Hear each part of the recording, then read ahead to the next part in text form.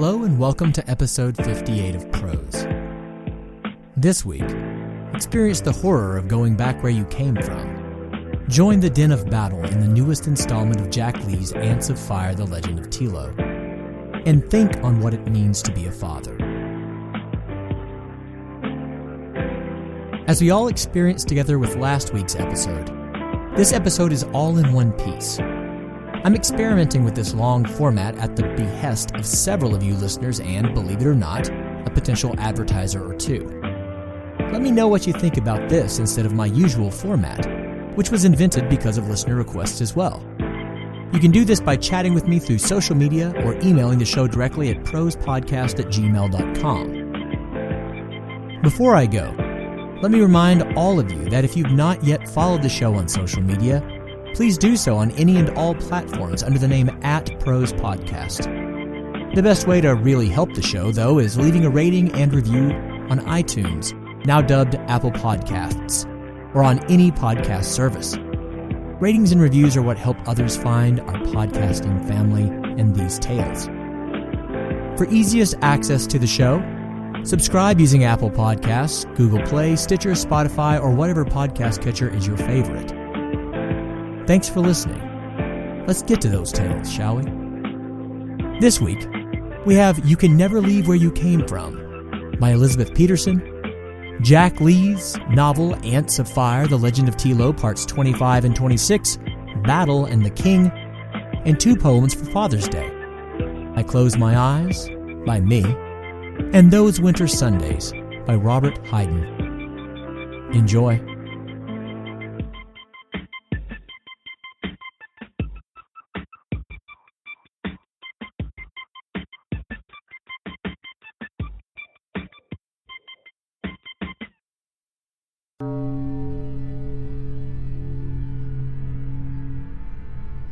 You Can Never Leave Where You Came From by Elizabeth Peterson. Keith pulled the lever, and a head dropped from the ceiling. You can never leave where you came from! A recorded voice cackled from overhead, and the severed head jerked around for a moment before being yanked back up into the ceiling. A small girl shrieked and hid her face in her mother's jacket. "It's okay, sweetie," her mother cooed. Keith hit the next button and the mirrors switched directions, directing the family down a narrow pathway to the left. The girl and her mother stepped forward, the girl still trembling. The voice still returned, deeper and more self-satisfied this time. "Soon you'll be right back where you started." A throaty laugh rang through space, and the whole room swayed to one side and then back again. Keith rolled his eyes, but knew they couldn't see it behind his scream mask. Not that the little girl would care, but do kids even understand sarcasm? Keith wasn't sure. At this point, sarcasm was his trademark, and he could not remember life without it. He needed it for survival. He no longer knew why he had thought it would be fun to work on a haunted ship. For the past few weeks, he had been stuck in the same galley of the Davy Jones Locker cruise ship's inaugural voyage. Every week or so, they would sail to a new harbor and entertain and frighten new guests with a quick sail around the harbor.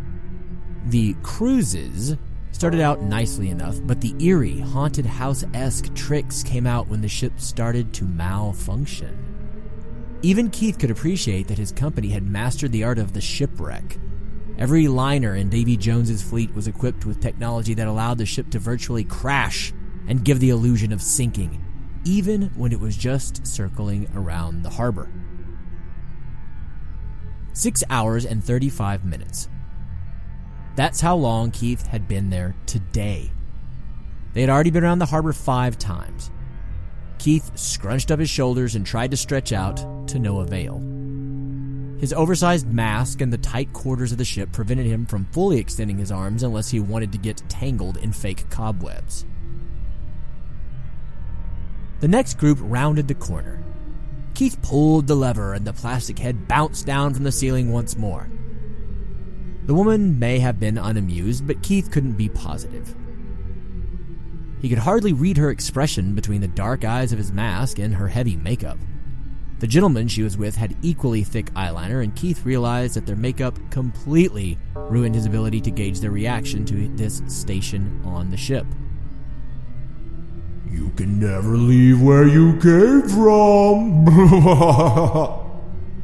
The voice came again from the speakers installed inside the kitchen cabinets.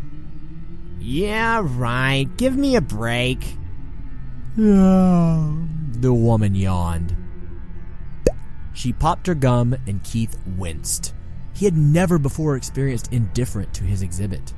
The head was yanked back to the ceiling and Keith hit the button to shift the galley mirrors. The couple looked on with tired eyes. The next overhead words pierced through Keith's costume and rattled his core. Soon you'll be right back where you started.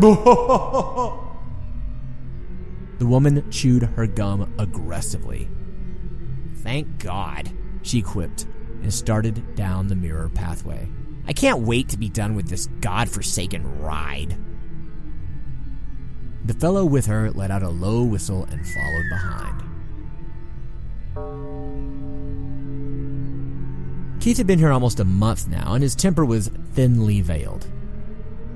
How dare the couple ignore his station? He had so much to say.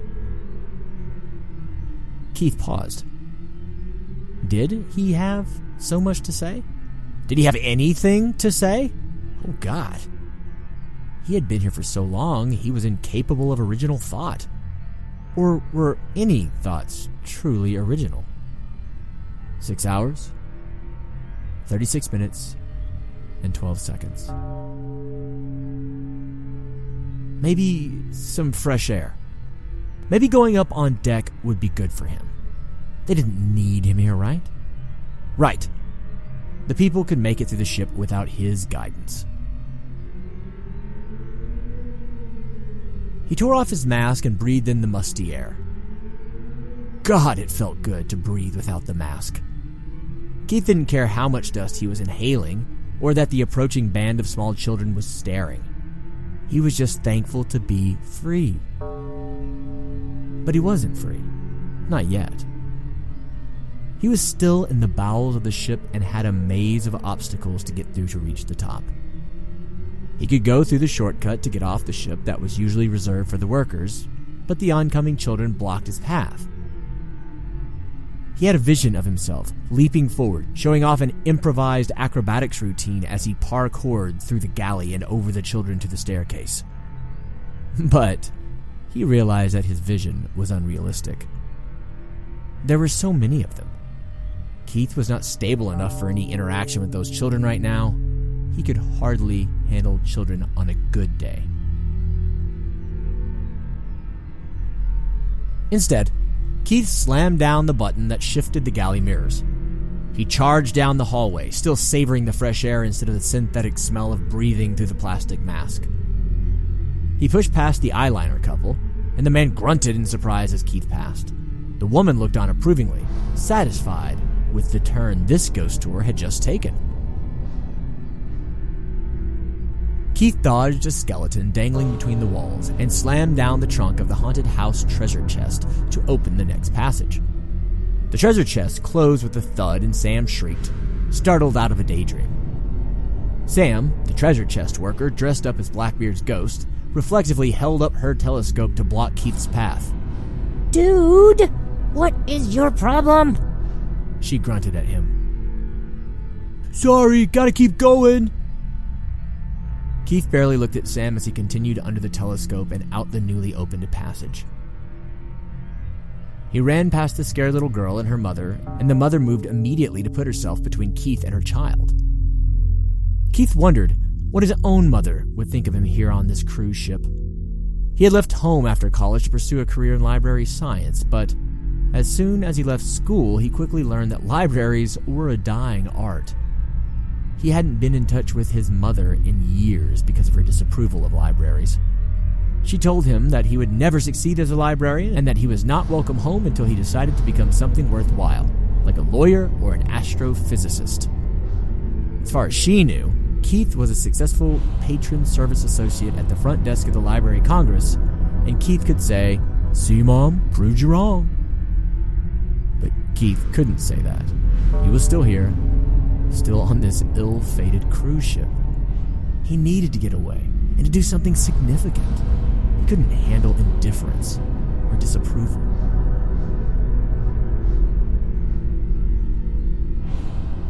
Lost in his thoughts, Keith had reached a part of the ship that he didn't recognize. He wandered up a half staircase and was not on the deck, but stumbled on a middle level on the ship. The only source of light was the end of the hallway beyond the rickety stairs that he had climbed up, and it cast strange shadows in front of him. He slowed his pace and began to inch forward down the narrow hallway. Between the creaking floorboards, distant voices, and the ever-present waves pattering against the hull of the boat, Keith was followed by a cacophony of sound. He took another step forward, and the orchestra of haunted boat sounds was punctuated with a sharp crack of wood. A panel in the floor gave way just as Keith put his weight on it. With a yelp, Keith tumbled forward and fell through the open boards. As he spiraled down a wooden slide, he wished he'd paid more attention to his life, so he had more moments to flash before his eyes. The panel that had opened up closed immediately behind him, and the tunnel that he fell through was pitch black. Keith was too startled to scream and continued to open his eyes more, hoping the wider eyes would compensate for the complete lack of light. After falling for what felt like an eternity but was probably only 5 seconds, Keith felt his feet burst through another shaft of wood at the bottom of the tunnel. He tumbled out and fell through fake cobwebs to the floor of the galley where he had started. He saw his scream mask on the floor and picked it up, confused by the sudden light around him and utterly flabbergasted at how he made his way in a loop around the ship. He glanced up and saw that the trap door he had come out of had sealed itself shut once more.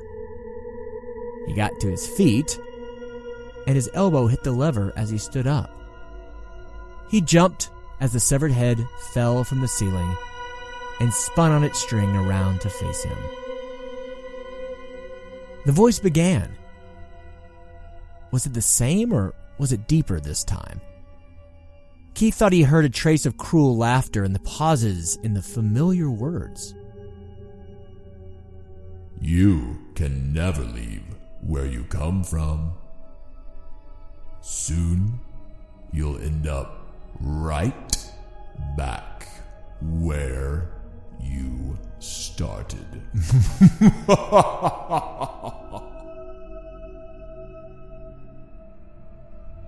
Keith swallowed hard. So this was his fate. He put the mask back on and turned toward the open end of the galley as the severed head was yanked back up to the ceiling.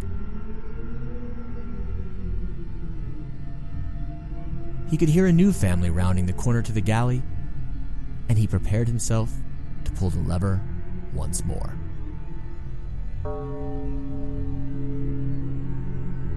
Thank you for listening to You Can Never Leave Where You Came From by Elizabeth Peterson.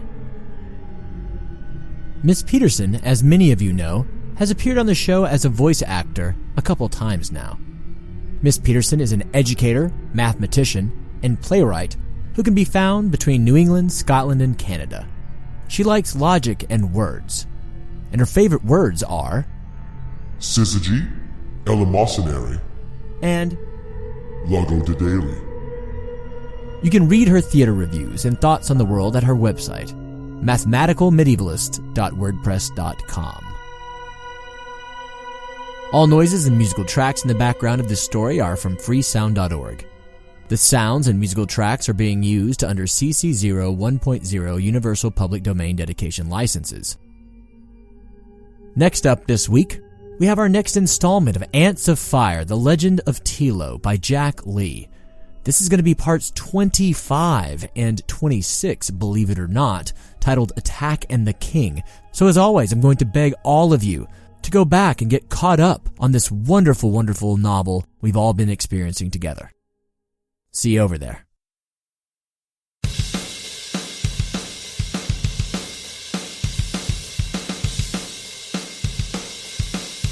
Ants of Fire, The Legend of Telo, a novel by Jack Lee, parts 25 and 26, Attack and the King.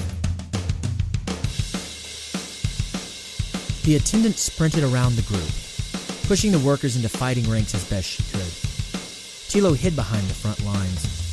She marveled at how the workers, even though they did not have weapons or language of any kind, knew what to do. They merged into battle formations and linked their bodies together to form a protective wall around Telo. The royal guard broke into a sprint, bearing down on Telo and her sisters. As they approached, Telo felt the opposing forces within herself, the excitement of battle, and the calm contentment of fulfilling her purpose. She was ready to fight. The first row of black ants slammed into the workers. They were as large as Telo, much larger than the workers. Their stingers pounded through the first few lines in a frenzy. Some of the workers threw themselves on top of each other while others reached with their pinchers, the only weapons they had. Groups of 5 worker ants would swarm on an enemy, grabbing and ripping legs from its body and stabbing it with pinchers. But they were not strong enough to hold back the male army. The lines thinned. The pink bodies of dead worker ants scattered across the floor. Telo, get behind them. Find the king, the attendant called. Telo emerged from the middle of the workers and ran over the top of them. The black ants saw her and began climbing over the top of each other and onto the backs and heads of the pink worker ants. 3 soldiers came at Telo. She lowered her head and focused her concentration into her feelers. She felt the air around them and smelled their presence. Her soldier instincts took over her mind and determined their weakness. These soldiers were used to fighting in groups. Telo had always fought alone. She leaped into the air and shoved her left feet on the back of one of the soldiers, shoving him to the workers below. She contorted her body and grabbed another soldier by the neck with her pinchers and squeezed while burying her stinger into the head of another. The male soldier's head snapped off, and she pulled her stinger from the other's lifeless body. She sprinted across the top of the worker ants, gripping members of the king's royal guard with her pinchers and tossing them to the side. She reached the male army and crawled across the top of their bodies, shoving her stinger downward into their heads as she ran. She cut through the black ants that climbed onto the top of the crowd to meet her. She saw an empty space ahead of her. She was almost to the back of the force. She'd be able to follow their scent to the king's quarters.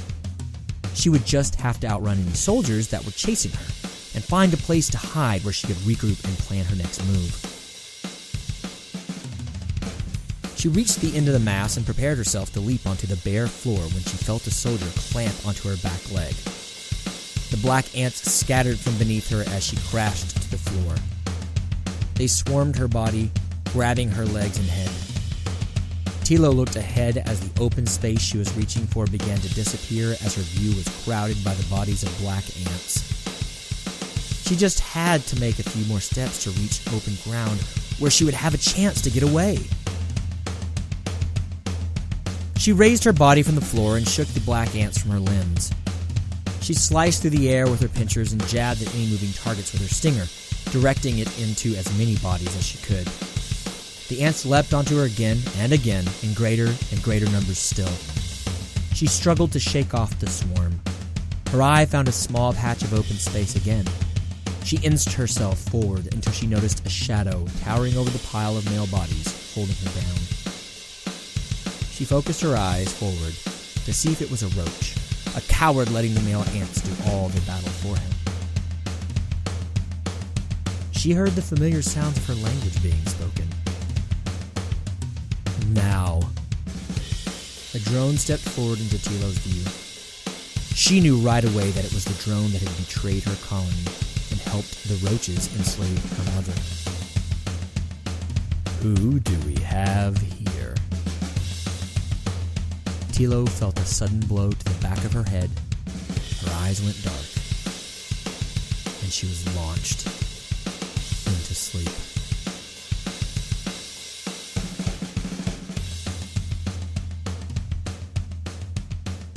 Part 26. The King.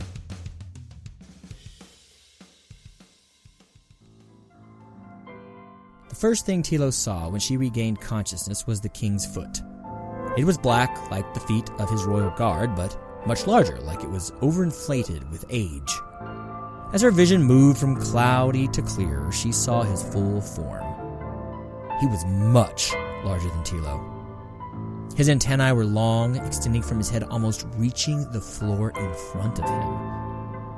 They were black at the base, but were metallic shiny silver on the ends, like two swords with black handles. His round head hung from massive shoulders that supported transparent wings that extended over the end of his body. His tail was like the head of a dull spear, ominous looking, but harmless. His body was bulky, and he had difficulty moving about. Telo examined the chamber.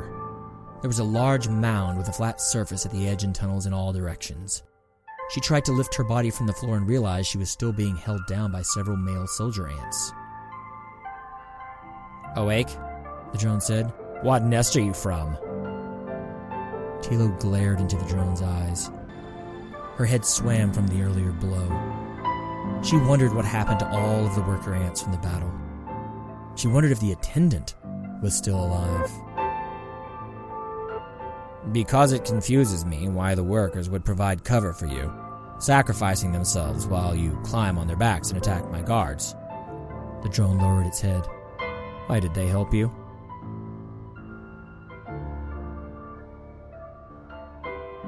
Telo felt her belly pressing into the floor.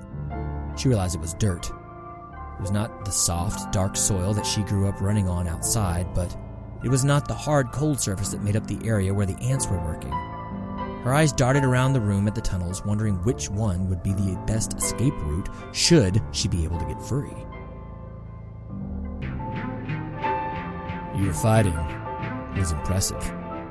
I haven't seen one of our kind like that since we were out in the sun. Even though I've created a special race of males to act as my guard, they will never be as strong as their female predecessors, I fear. Their armor is too brittle. They do not have the instincts necessary to fight as well as you do.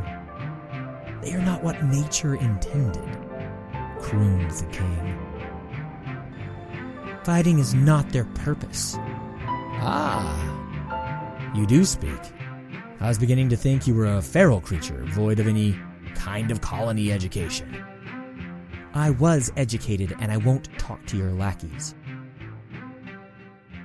Of course you were. And I know you're not from another nest. I would have had you killed already.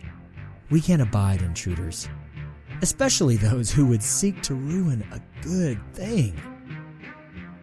You call this a good thing? Taking away your sister's language, their power? It's a good thing for me, yes. My sisters are scrounging and working to provide those hideous things with food so they don't have to do it themselves. While our mother, our true leader, has had her authority taken away so you don't have to serve your purpose. Purpose. My purpose was to be used by the queen when the mood struck her. I did not want my usefulness tied to the illogical emotional whims of a female. What do you know of breeding? I do not understand that word. You would not understand that word. Your body has no concept of breeding. You are not a life-giving vessel. You are sterile. You don't understand the whims of a queen or what it means to desire breeding. Our colony's survival has nothing to do with whims. You're a coward avoiding your purpose. Because the queen's brief and superficial flights are not inspiration enough for me to die? You are here willing to die for a great cause. Males have no great cause in our society. We wait for the queen's hormones to summon us to the air to breed. Then, we die. Females do not care for us. They simply take what they can and move on to the next male after we die. Is death by breeding something you would wish for yourself? You are right. I don't understand what you mean. I have an army of male soldiers outside the room that, no matter how hard I've tried, still have the urge to breed. We can examine your body to see if you have the necessary equipment.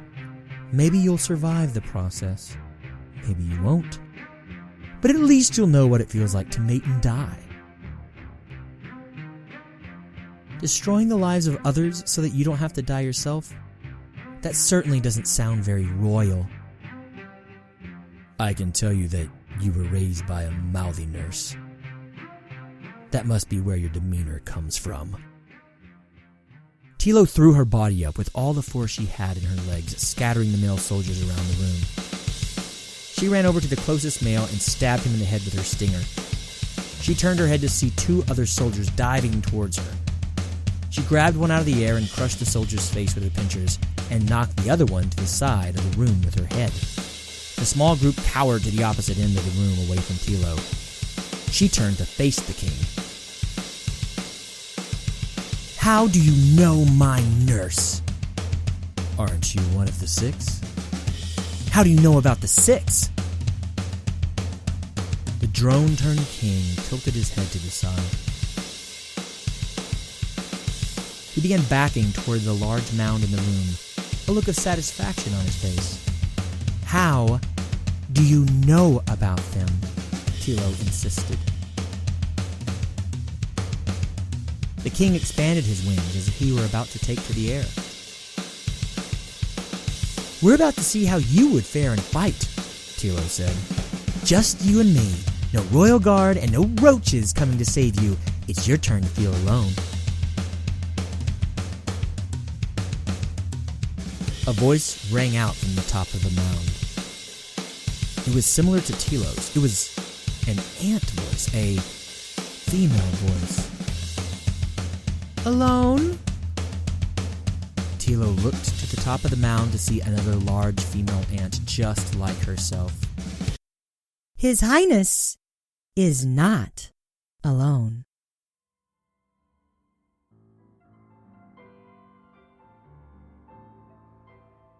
Thank you for listening to Ants of Fire, The Legend of Telo, a novel by Jack Lee.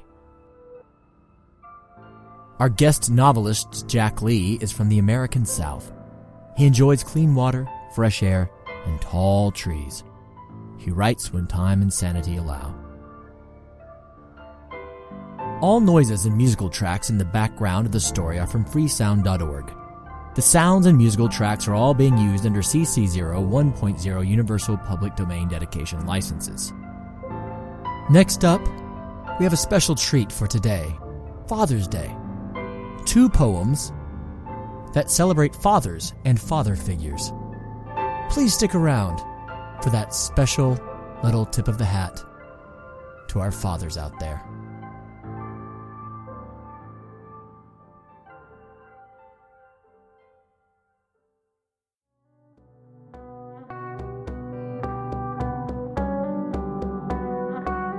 Finally this week, I would like to say Happy Father's Day to all the fathers and father figures out there.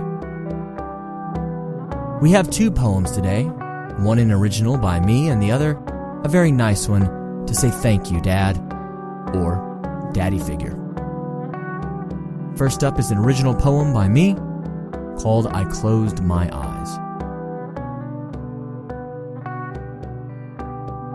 I Close My Eyes by Jared I. McGee. To my grandfather, Lauren Holloway. Red, white, and blue draped over you as you lay in your strange oaken bed. They say you were a carpenter, a hero, a believer, a king of common men, ingenious as uneducated. Strong, calloused hands, many blistered red bands somewhat linger to identify the shepherd of a grandfather I once knew. Lights and plants, tears and that one whirring fan mesmerize me and force my child eyes to the truth. Your smile isn't yours. It's cold and it's forced, held there by wire and slight rouge. The pain is gone. You're with him and happy? Years will come and will go without consequence and will close lacking any deed worthy of song, but your melody will remain with me. I closed my eyes when you closed yours and decided that I had to go on with my life.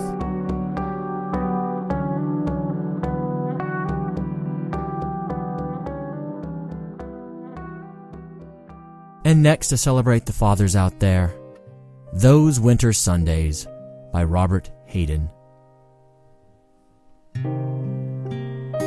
Sundays, too, my father got up early and put his clothes on in the blue-black cold.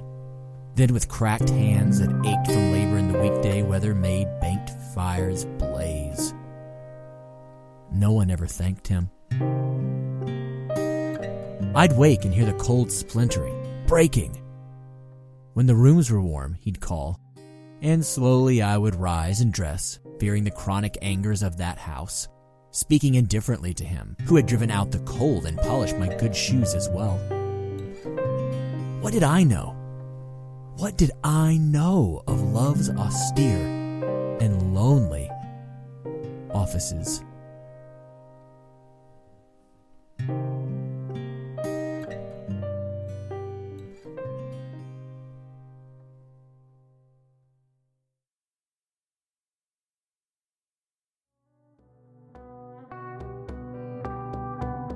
Again, Prose sends out a very, very special Happy Father's Day to all of those fathers and father figures out in the world.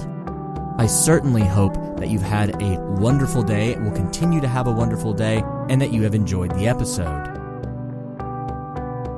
As always, I hope you'll join me in 2 weeks' time for our next set of episodes. Please do, again, send me feedback about whether you're liking this long form or not.